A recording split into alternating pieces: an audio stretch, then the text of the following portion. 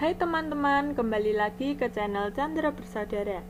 Pada video kali ini kita akan belajar tentang tema 4, subtema 1, pembelajaran 4. Apa yang akan kita pelajari yaitu pantun, makna tanggung jawab, serta interaksi manusia dengan lingkungannya. Sebelumnya, jangan lupa subscribe ya, supaya tidak ketinggalan video selanjutnya.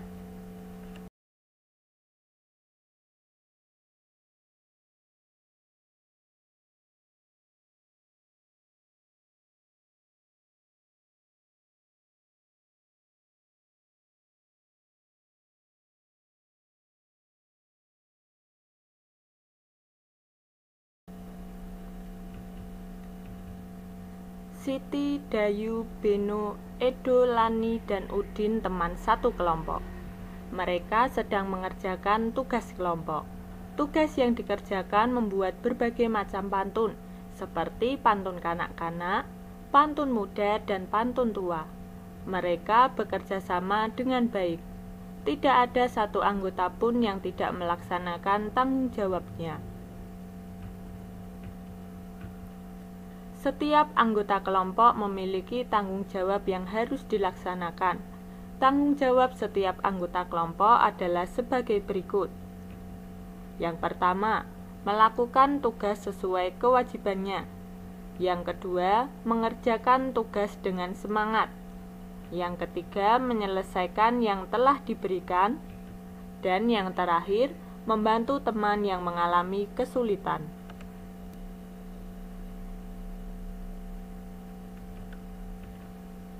Tugas kelompok telah diselesaikan dengan cepat oleh Siti dan teman-temannya. Lani, Beni, dan Udin ditunjuk untuk mewakili kelompoknya membacakan pantun yang telah dibuat. Lani bertugas membaca pantun kanak-kanak. Pantun kanak-kanak yang dibuat yang pertama, jalan-jalan ke kota Blitar. Jangan lupa membeli sukun. Kalau ingin menjadi pintar, kamu harus belajar dengan tekun. Kemudian, pantun yang kedua, lumba-lumba ikan pintar. Pandai bermain di lingkaran api. Dari kecil hingga tumbuh besar, harus taat abi dan umi. Dan pantun yang ketiga, yaitu burung camar di tepi pantai. Pantai indah banyak ombaknya. Jadilah kamu anak yang pandai, sudah pasti banyak temannya.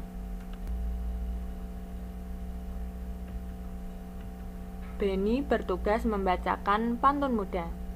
Pantun yang dibuat yaitu padi kering karena dijemur.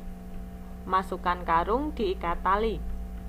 Jika kamu berbudi luhur, tentu tahu membalas budi. Pantun yang kedua yang dibuat yaitu indah nian burung kakak tua, terbang tinggi tanpa ragu. Telah lama tidak bersua, hati sedih karena rindu. Selanjutnya, Udin membacakan pantun tua. Pantun yang dibuat yaitu tingkap papan kayu persegi, sampan sakat di pulau angsa. Indah tampan karena budi, tinggi derajat karena bahasa. Kemudian pantun yang kedua yaitu anak orang Tanjung Ampalu, senja hari pasang pelita. Luka tangan oleh sembilu, luka hati karena kata. Dan pantun yang terakhir yaitu Sultan Leman di Pekan Sabtu. Pengawalnya membeli lada. Jangan melawan kepada guru, orang pelawan hatinya buta.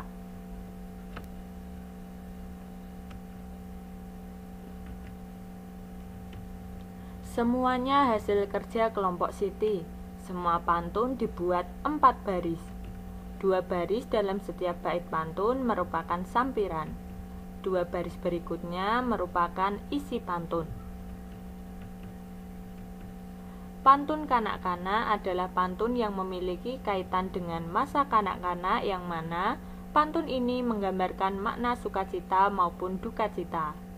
Sedangkan pantun muda adalah pantun mengenai kehidupan masa muda yang berisi atau bermakna perkenalan, hubungan asmara dan rumah tangga, perasaan kasih sayang, iba iri, dan nasib. Sedangkan pantun tua adalah pantun mengenai orang tua, budaya, agama, dan nasihat. Pantun merupakan cara yang tepat untuk menyampaikan nasihat. Nasihat bagi individu maupun kelompok. Pada pertemuan sebelumnya telah disajikan pantun yang mengandung makna pentingnya kerjasama dan mufakat dalam masyarakat. Kerjasama dan mufakat merupakan warisan budaya masyarakat Indonesia. Warisan budaya inilah yang harus dipertahankan dan ditingkatkan. Sebagai contoh, dengan bergotong royong, banyak pekerjaan yang dapat diselesaikan.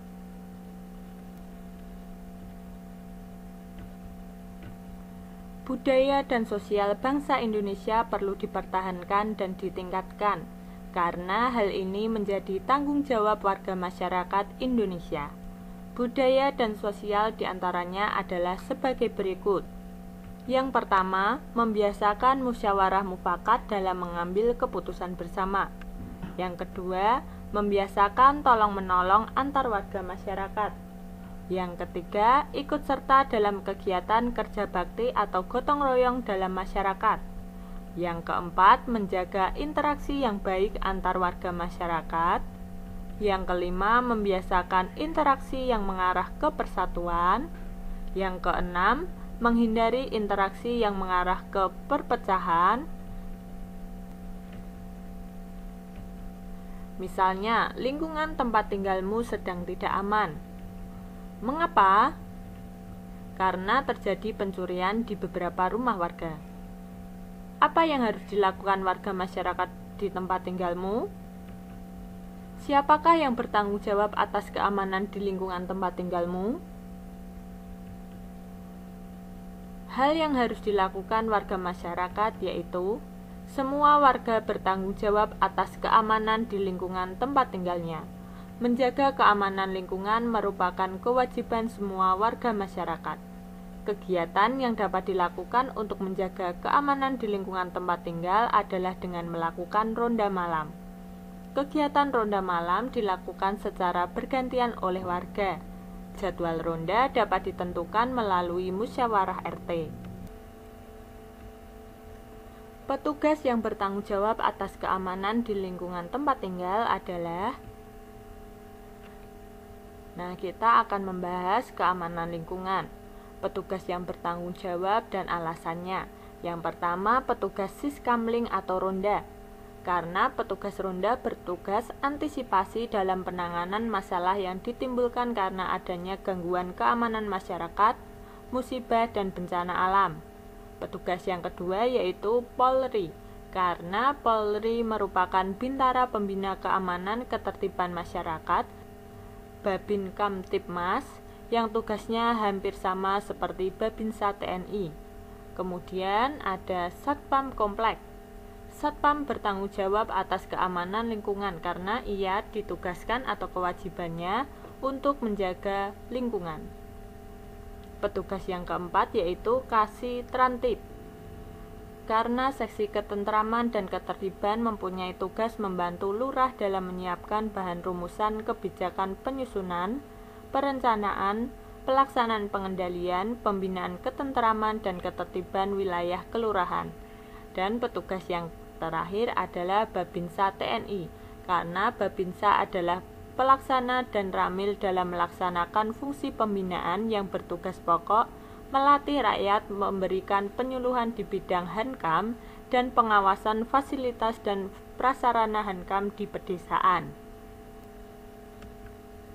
Siti dan teman-teman telah mengerjakan tugas kelompok. Kemudian mereka bersepeda berkeliling kampung tempat tinggalnya. Mereka bermain dengan bersepeda sekaligus berolahraga, karena berolahraga dapat menjaga kesehatan tubuh. Siti dan teman-temannya mempunyai hobi yang sama. Hobi mereka bersepeda. Tiba-tiba Ada seorang pengendara sepeda motor dan seorang ibu yang membonceng memberhentikan Siti dan teman-temannya. Kedua orang itu berhenti di pinggir jalan.